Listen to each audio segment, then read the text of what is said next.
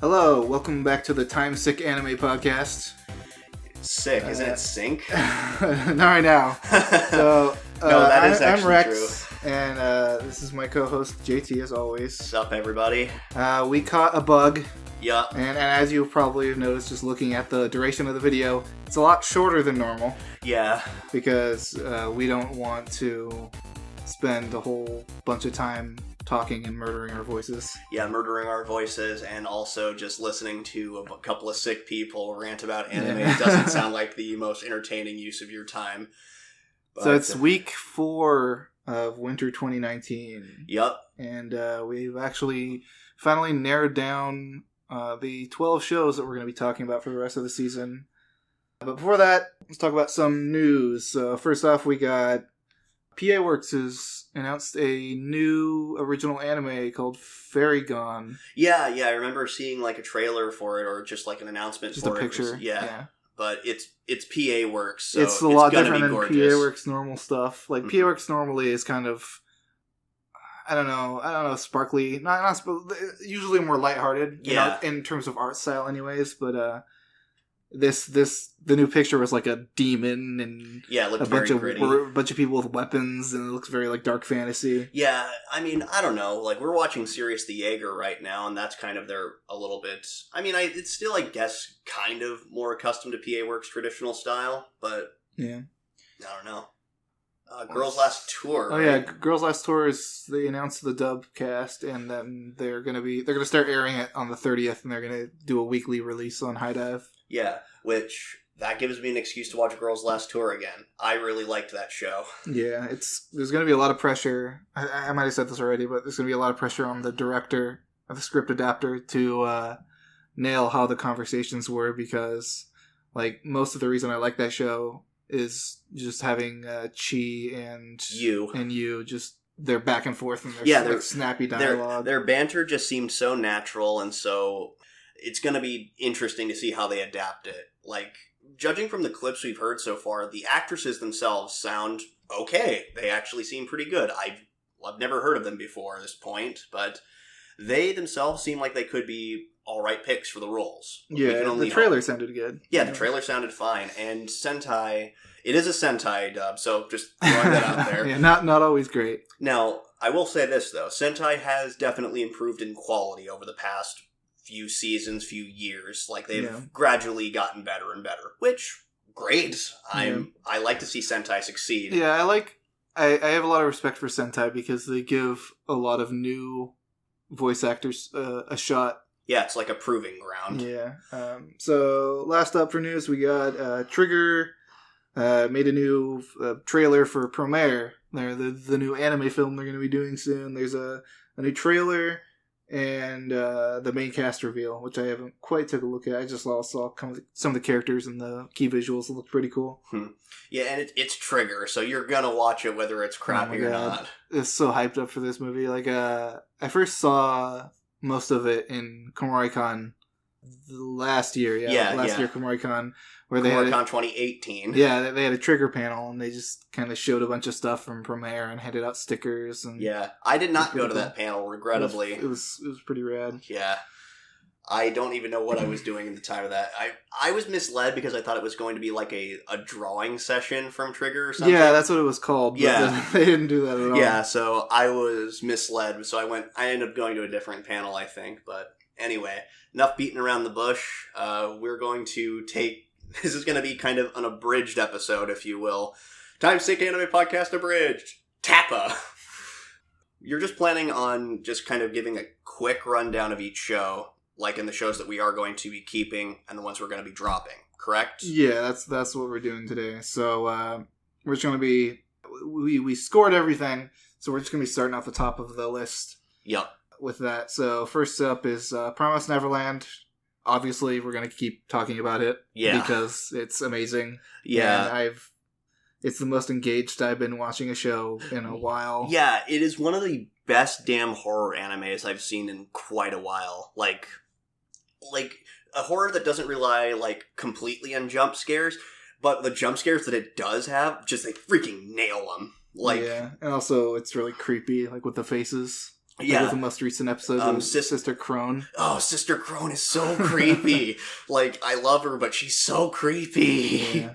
And just all like, a friend of ours kept talking about, like, all the visual foreshadowing. Like, one of the things he pointed out, actually, was in the conversation in episode 2 between Mama and Emma, she caressed, like, the back of her ear. Oh, yeah, with the tracking devices. Yeah.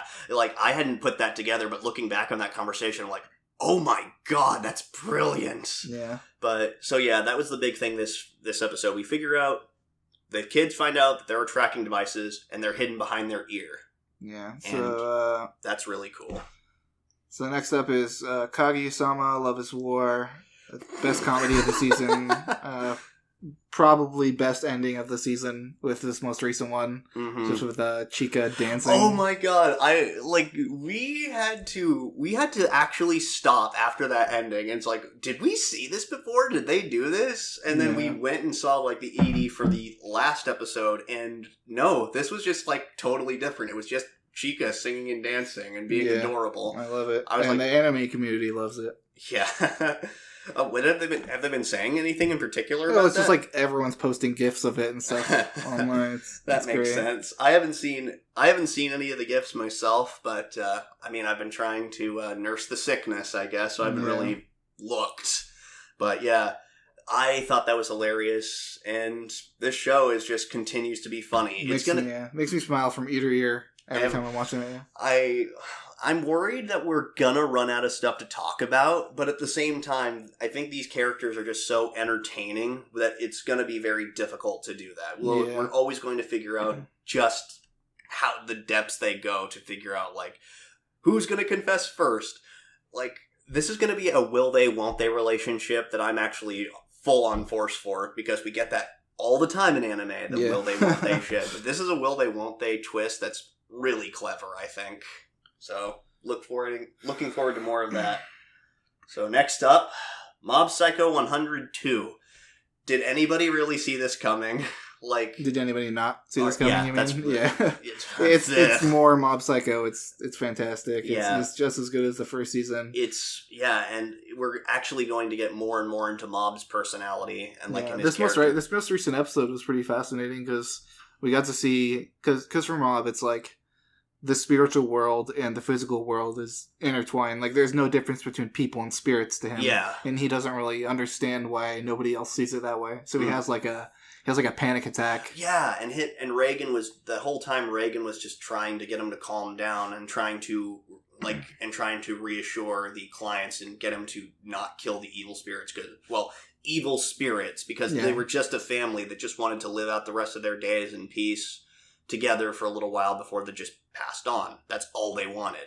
And that was really cool. It actually was kind of sad to watch and fascinating to just see Mob kind of deal with this struggle. Like, would he really be able to do it? Would he really be able to kill them? Yeah, I was a little pissed off at Dimples for a second because I thought he was just trying to make the spirits attack just so he could kill him. But no, he was trying to make sure that if they left them alone, that they wouldn't do anything bad. Yeah, which is interesting. Dimple's grown on me, like, because I just used to think he was a little shitbag, but now he's still a shitbag, but he's at least trying to be better. Yeah.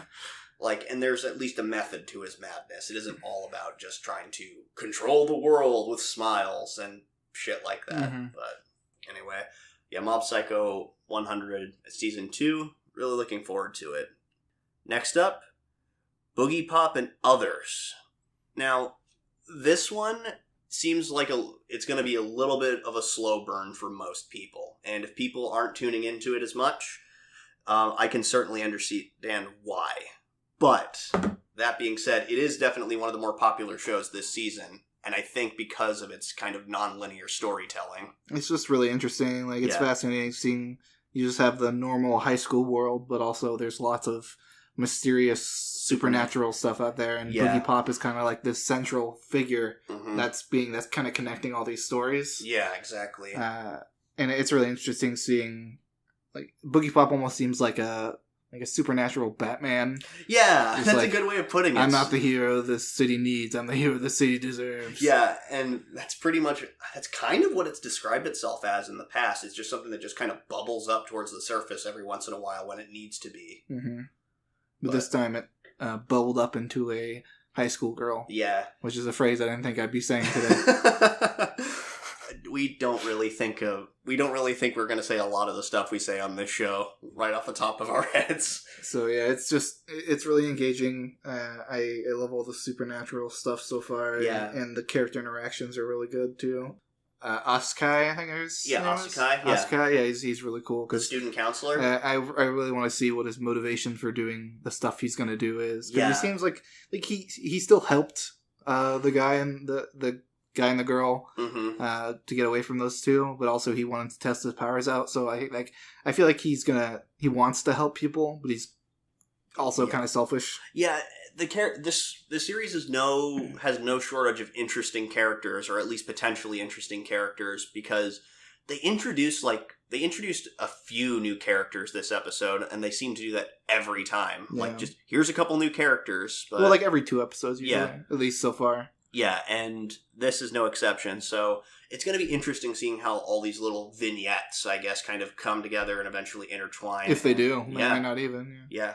But. So next up is the Rising of Shield Hero, which, I mean, the internet sure has taken hold of Raphtalia and gave her many head pats and hugs. Yeah, I mean, I would think less so now because she's all grown up.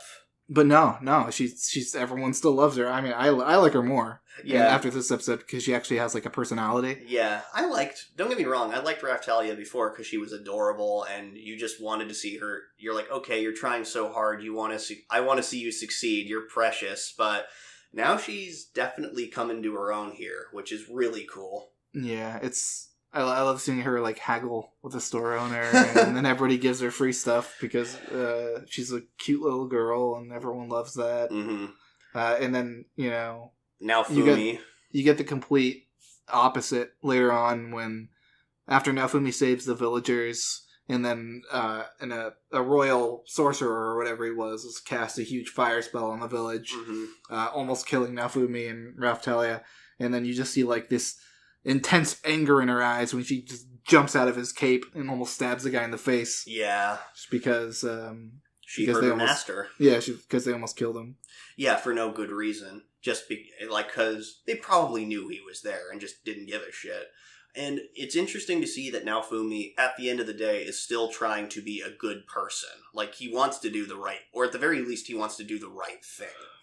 I mean, he just wants to help people in general, and probably wants to help people more so the ones that didn't just throw him out. Mm-hmm. Pretty much tell him to fuck off just because, like, oh, you're a rapist.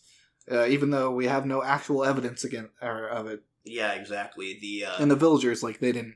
Like, they're like, thank you. Like, we couldn't have lived without you, and he probably would like to help them more. Yeah, it was interesting. It's definitely going to be interesting. It seems like this is going to be a story about how to rebuild your reputation, sort of. Like, especially in the face of other heroes who are definitely seen as more virtuous than you, or definitely more skilled. Mm-hmm. So it's going to be interesting seeing that dynamic. Spear Hero is a douchebag. Oh, yeah. Yeah, Spear Hero is a douchebag. So next up is Dororo. This is so good. We got such a good backstory. Oh yeah, for Dr.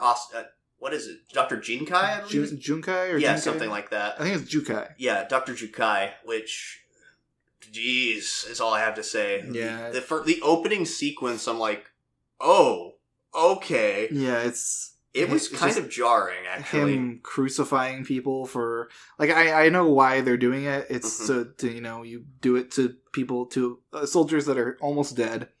And then you get people that walk up on that, and they see that, and it just demoralizes. Yeah, exactly. That's what Vlad the Impaler did with impaling people on sticks. Yeah, it's really shitty, but I definitely understand the strategic... But the thing that kind of pushed him over the ledge... Literally, in this case, was seeing I think his wife or somebody. Yeah, I think it was his wife, or his close lover or whatever. Yeah, but basically, she was running in trying to tell him to stop, or was just curious what he was doing, and then did he? I thought he just saw the body. No, I thought she got freaking stabbed in the chest, by a couple soldiers, right. And then he got like completely. Oh yeah.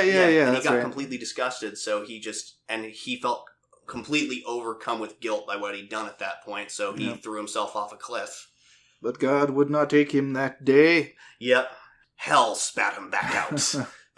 And then he spends like the next few years of his life just making prosthetics for people, and eventually just stumbles upon Skeleton Baby. Yeah, he would have had to make so many prosthetics for Hyakimaru as he was growing up. Exactly, because like he just kept kids growing. grow so fast. That's why it's like a waste of money to buy expensive baby clothes, because like they're gonna outgrow them in like a month or two. Exactly. One of the most unsettling scenes in this episode was actually seeing him when Hyakimaru actually killed a demon that he was contracted to, and then he grew his leg back. Like, you just see, like, the muscle, like, the stump growing out, and then muscles, like, going everywhere, and nerves and stuff. That was just so cool and so unsettling to watch. And then we find out that he couldn't even feel pain, because he stepped on a fire later. Well, yeah, he was like, what's this feel like? Ah! And he couldn't even, like, scream or anything. Yeah, because I assume he doesn't have any vocal cords. Yeah, exactly. But, yeah, this episode, in this series, just seems like it's going to be a fun action romp, like, good revenge story. Again, it's going to be interesting seeing how Flesh Mega Man gains new powers. Next up, Run with the Wind. Oh my god. I actually stood up and, like, shouted in this episode. Like, I don't really watch sports anime that often. And this was a series that actually made me go, oh my god, yes! Because I had a feeling, like, going into the show, like, okay, everybody's gonna get there eventually, but for a while in this episode, I was legitimately worried that it wasn't going to happen. It's a mark of good writing. Yeah. Because, like, there's a lot of shows where you feel like, oh, they're the protagonist, so I have a feeling they're just gonna be able to win the day in the end, but here, with this show, like, you could think that, okay, maybe it's about the journey more than the destination, so, they might not make it all the way to the Hakone Ekiden, which they still might not. Because they still have to qualify. Yeah. The thing. But just watching Prince push so hard for that finish line was just so satisfying. Yeah, and then, like, and just the way they, like, cut to him, and you're just, like, kind of held in suspense for a little bit. You're like, did he make it? Did he make it? And it cuts back to the clock, and he still had, like, 3 seconds left to spare. I was like, yes! Yeah, oh my god, yes! It's so satisfying to see, like, especially him more than anyone else, just how hard he's had to work to even get to that point. Exactly.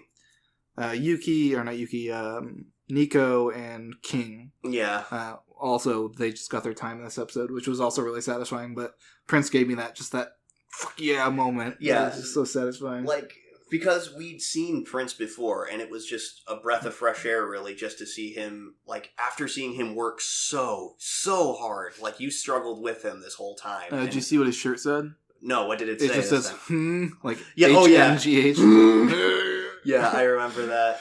Yep, but that was the highlight of, I think, this week, to be honest. This episode was just so good.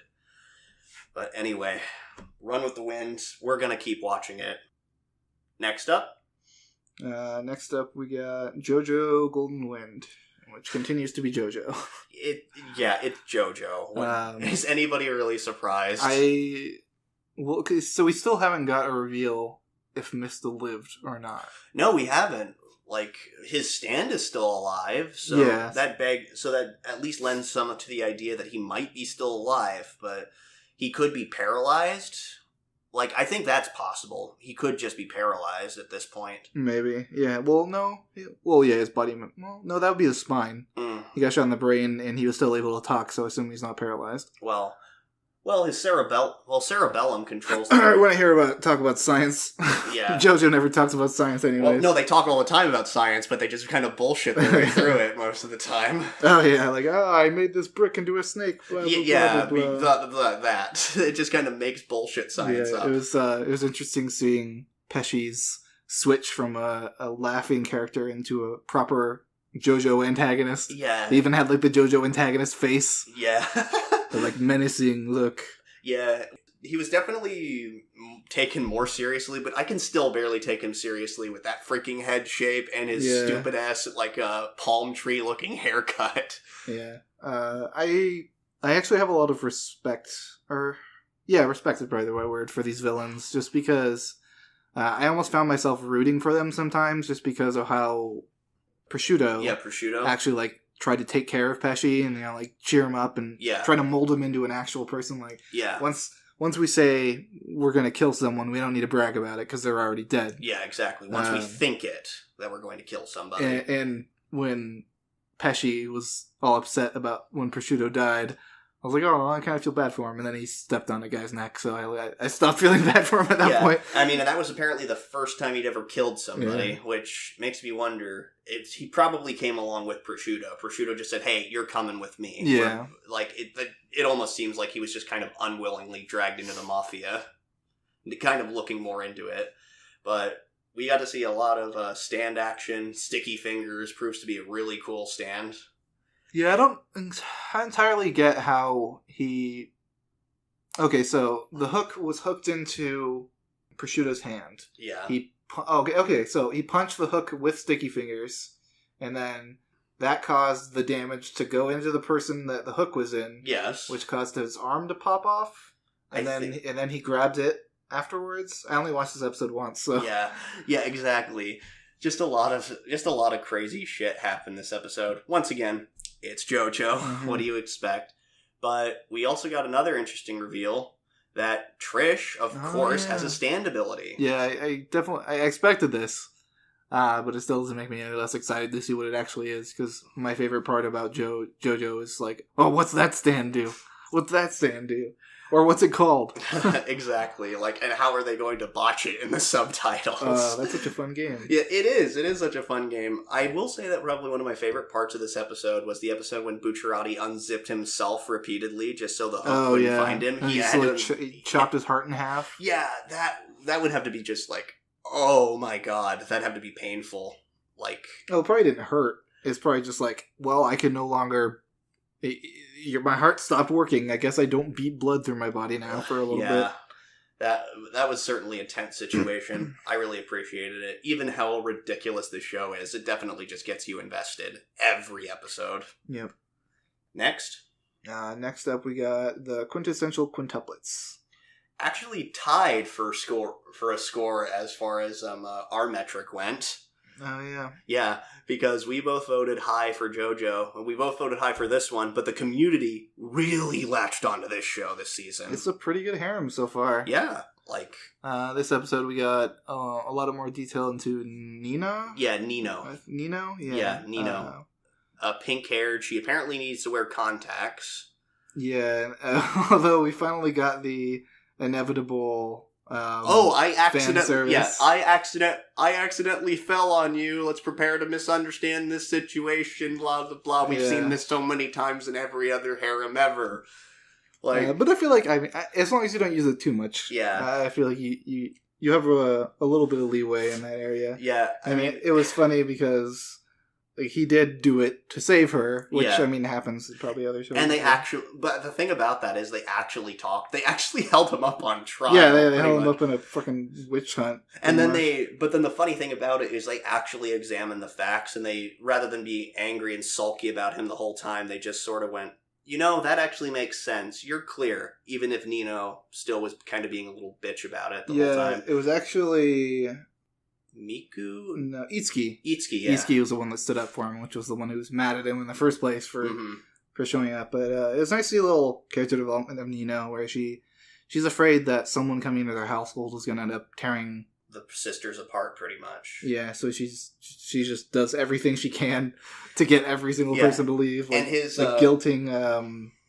Or Yotsuba. Yotsuba, yeah. Yeah, your favorite. Yeah, guilted her into go playing basketball for years, and apparently she's part of the basketball team now. Yeah, because she's just a girl who can't say no. But I think it's hilarious because rather than actually trying to get her over that arc and over that pettiness, he basically just instilled a sense of pettiness in her. Basically, it's sort of a challenge accepted sort of deal. Which is... Her revelation was I'm just going to hate you anyways. I don't care what my sisters think. Yeah. So it's that didn't go quite... Good for you, I guess. It's that didn't go quite as planned, but okay, let's see how this goes. At least she'll probably stop trying to kick get everybody to stop studying. Yeah. From now on. I will say this, as far as harems go, I mean, yeah, it's another harem, so expect some of the traditional cliches, like, oh, I accidentally fell on you, things like that. Yeah. But expect that, but they're at least playing around and are self-aware of them. And Yeah, they're not overdoing them. Tropes are entertaining when used well. Like, I've said it before, I'll say it again. Hiroaki uses tons of tropes. Yeah. Very well. It's so long as it doesn't just feel like, check, exactly, check. Yeah. So yeah, I'm really looking forward to seeing the rest of this show. Yeah, me too. Next up, Roommate is a Cat. This show is freaking adorable. So I had reserved feelings about the show in the beginning. I still kind of do, but it's definitely growing on me. I don't particularly like segmenting the episode. I already said this before. Segmenting the episode into like through Subaru section and then Haru section. Yeah, exactly. But I feel like they're doing it a lot cleaner recently. Yeah. Because, so in like the first episode, it was literally just half and half. Mm-hmm. And the second episode was like 2/3 and the third. Yeah. And that's what they also did in this episode, which I think works a lot better than half and half. Yeah. Because we got most of the episode through Subaru's perspective, and then we got a tiny bit at the end from Haru's perspective, which was, I think, it flowed a lot better to me. Yeah. And I will say this episode definitely felt like more just introducing us to Subaru as a character, his hang-ups, and kind of just what the rest of the story is going to be about. Because it seems like this is a character who's just kind of locked himself away from people for so long he doesn't really know how to express himself when it comes to other people. Now it seems like he actually wants to at least make a shot at it. And actually, hopefully, with the help of Haru, actually be able to interact with people around him a lot better.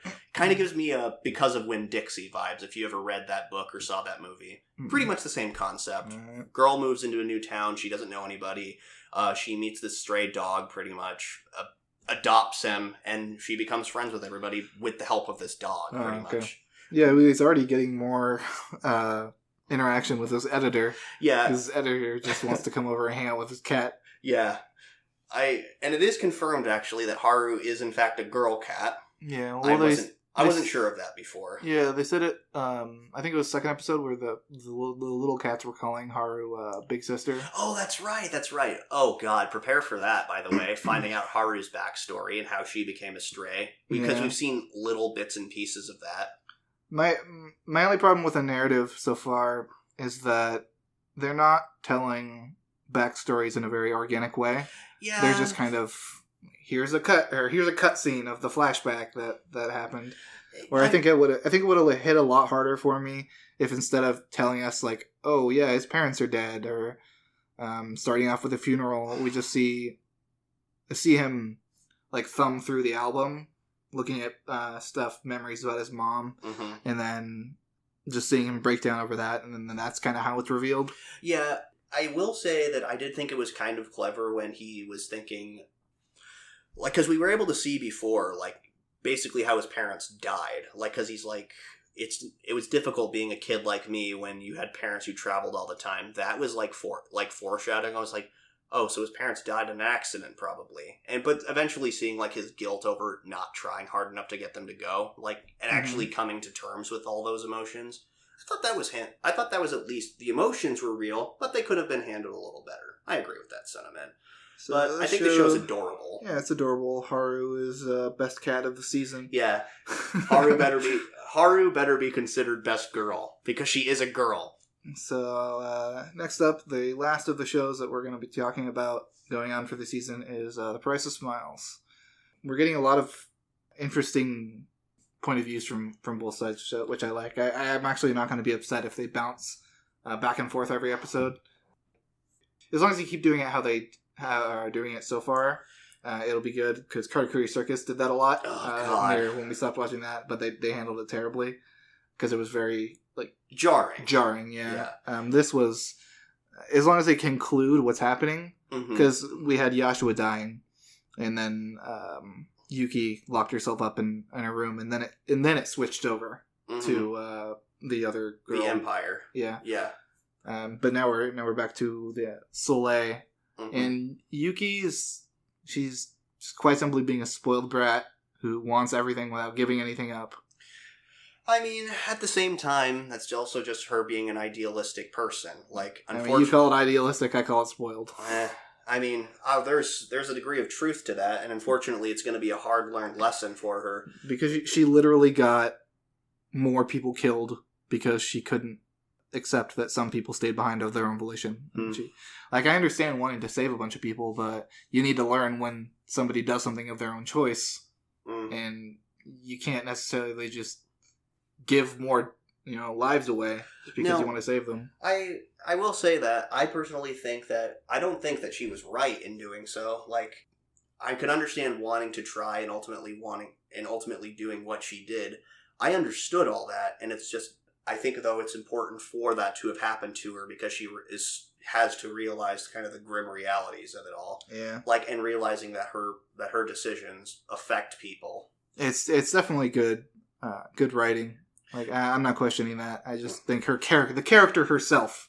Yeah. She's definitely got a ways to go. Which the opening showed that probably once her and the Imperial Stella get together, there's probably going to be a lot more of character growth. Well, there's already a little bit character growth in this. Like, because she actually, for starters, said, "I want to get involved in this." Like, not just because she wanted to do it just for the sake of doing it. She actually felt like she could be doing something more, and that's admirable. I actually thought that was nice of her.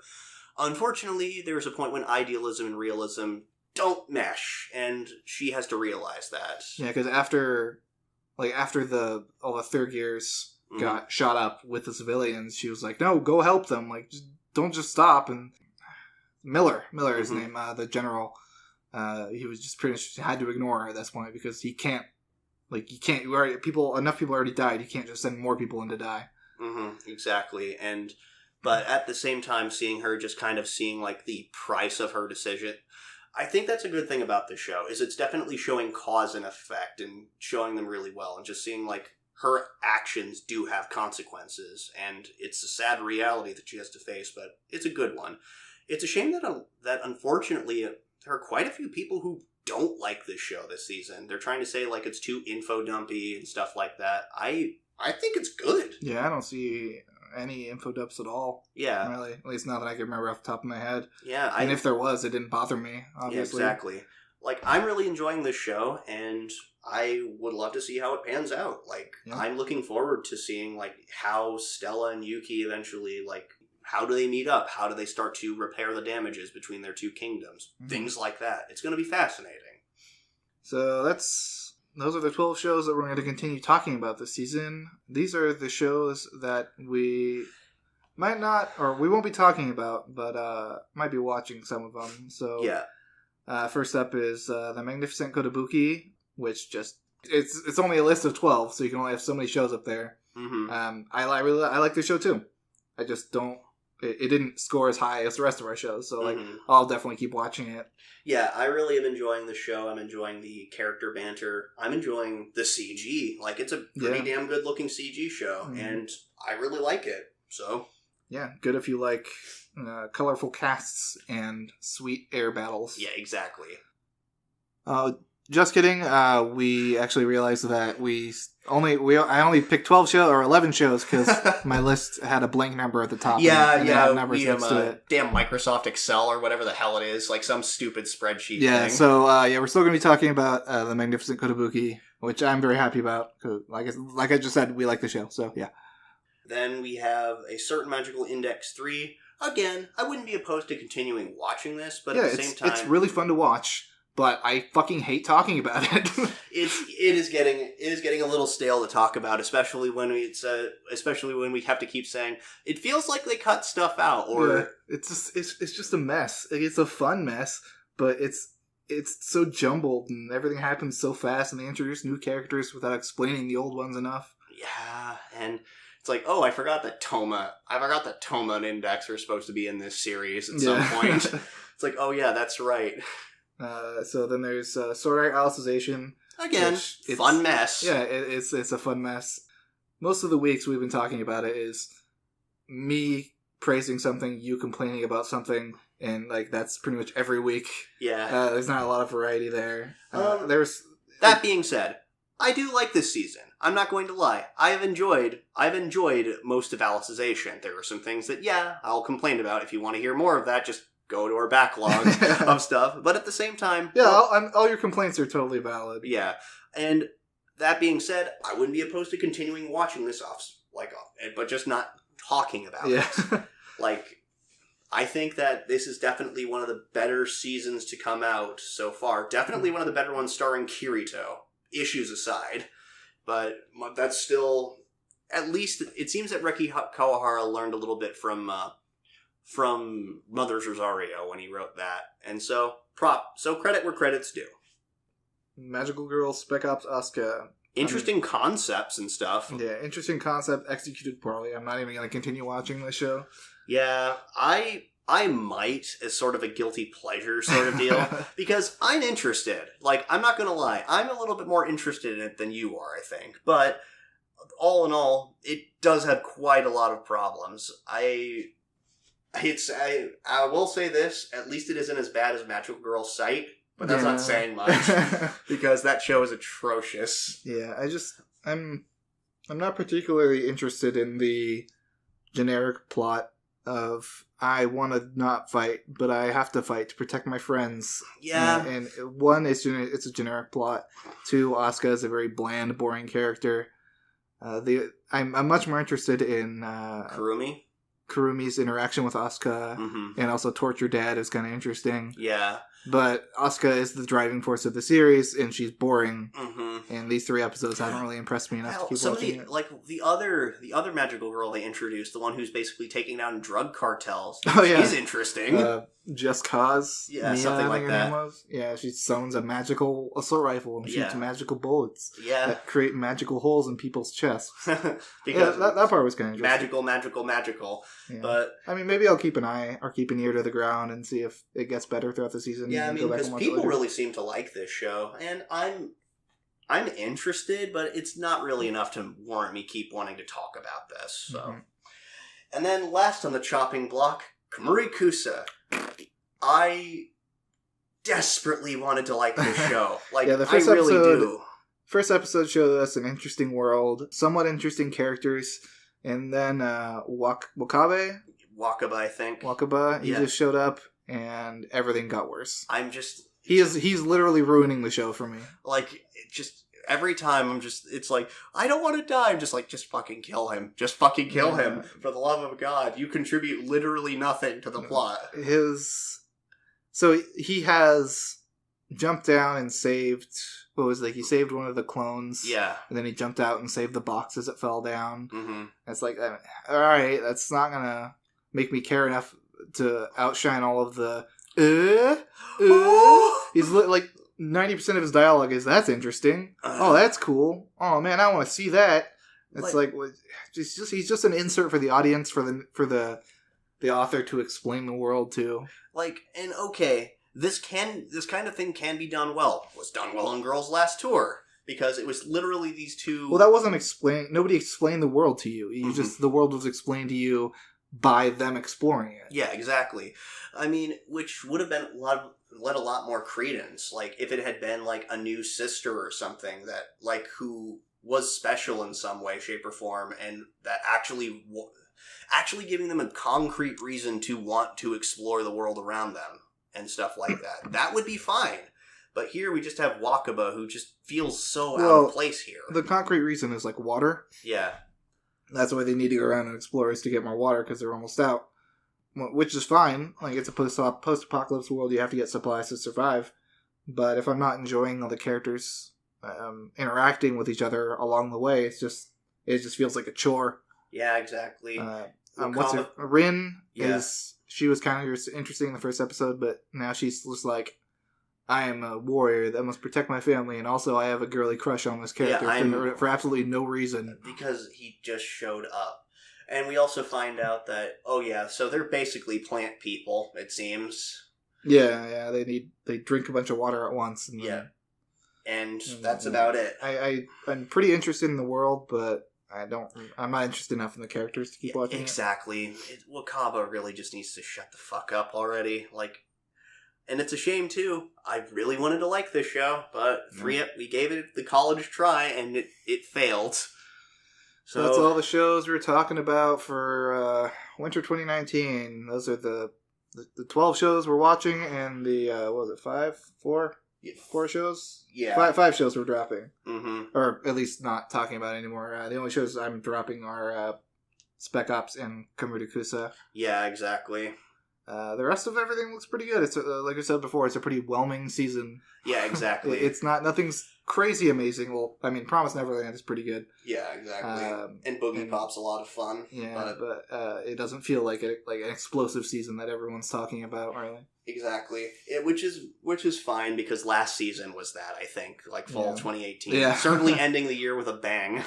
But so we'll be back next week, hopefully with less sick throats. And actually, hopefully, more reasonable stuff to say. Yeah, we'll probably talk a lot more about each episode from now on throughout the season. Yeah, because of the way that the format of our shows from this point forward, we're going to be basically reviewing the episodes each week and discussing them. Things we liked, things we didn't like, and just things of that nature. So if you guys are into that, and for the people that are into that, just stick around, and thank you for sticking around. Yeah. See you guys next week if I'm still alive. Yeah, I'll still be alive, hopefully. Anyway, until next time, take care, everyone.